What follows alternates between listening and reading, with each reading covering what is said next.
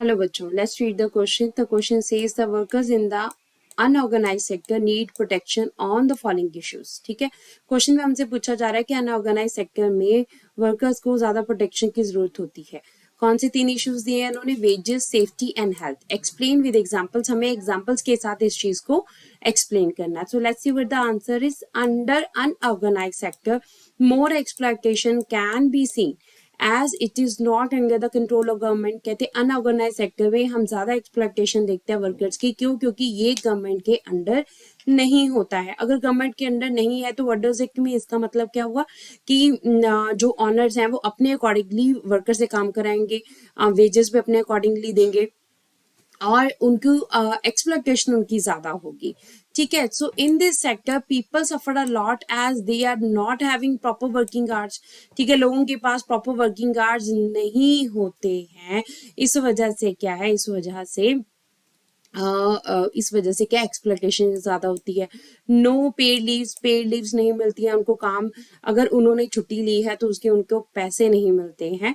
ठीक है, no medical facilities provide नहीं की जाती हैं. अगर कोई एक्सीडेंट हो जाता है तो ऐसा कुछ भी फैसिलिटीज ये प्रोवाइड नहीं करते हैं कि वर्कर्स का भला हो सके.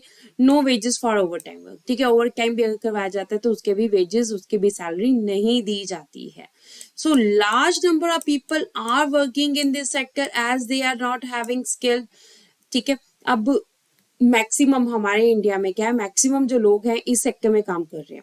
अगर देखिए इतनी एक्सप्लॉयटेशन हो रही है तो लोगों को यहाँ काम करने की जरूरत नहीं है. पर प्रॉब्लम ये है कि लोगों के पास स्किल नहीं है, लोगों के पास कैलिबर नहीं है. So they are helpless. वो मजबूर हैं, had to do work in this sector.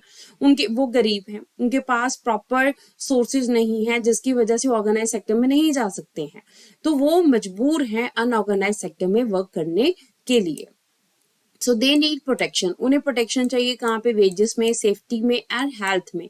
तो इसको हम डिस्कस करते हैं. Let's discuss. First of all है वेजेस की अगर हम बात करें तो they are getting low wages in comparison of organise sector. ठीक है, अगर हम ऑर्गेनाइज सेक्टर से कंपेयर करते हैं तो उन्हें काफी कम वेजेस जो है वो तनख्वाह मिलती है.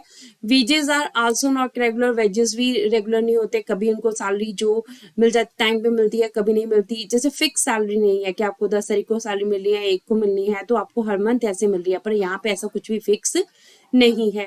No paid leaves. Unorganise sector में पेड लीव्स भी नहीं मिलती हैं. अगर कोई वर्कर मजबूरी में कोई छुट्टी करता है तो उसकी सैलरी उसमें काटी जाती है, डिडक्शन होती है. So no overtime wages. अगर आप ओवर टाइम भी लगाते हो तो ओवर टाइम में भी आपके कोई भी वेजेस आपको नहीं दिए जाते हैं. ठीक है, अगर हम सेफ्टी की बात करें तो no safe conditions are there for the work. ठीक है, अगर वर्कर्स वर्क कर रहे हैं तो सेफ कंडीशन प्रोवाइड करना ये ऑनर्स का काम है कि जो वर्कर्स काम कर रहे हैं बिल्कुल सेफ, बिल्कुल सही हालातों में जो है वो वर्क करें. कोई उनके एक्सीडेंट के चांसेस जो हैं वो काफी कम हो. तो ऐसी सेफ्टी हमारे पास अनऑर्गेनाइज सेक्टर में नहीं होती है. हेल्थ की अगर हम बात करें थर्ड टॉपिक की, तो अनहाइजेनिक वर्क की कंडीशंस होती हैं. कई बार तो गंदगी में काम करना पड़ता है, कई बार अनहेल्दी कई प्रॉब्लम्स जो है वर्कर्स को फेस करनी पड़ती हैं. जैसे एस्थमेटिक प्रॉब्लम्स हो गई, लंग्स की प्रॉब्लम होगी, एलर्जी प्रॉब्लम हो गई. तो ये सारी प्रॉब्लम्स की कैसी क्यों होती हैं? अनहाइजेनिक वर्क की कंडीशन की वजह से प्रॉपर प्रोटेक्शन नहीं दी जाती है वर्कर्स को. तो विच लेड्स टू मैनी डिजीजेस, जिसकी वजह से बहुत सारी डिजीजेस जो है वो फैलती है.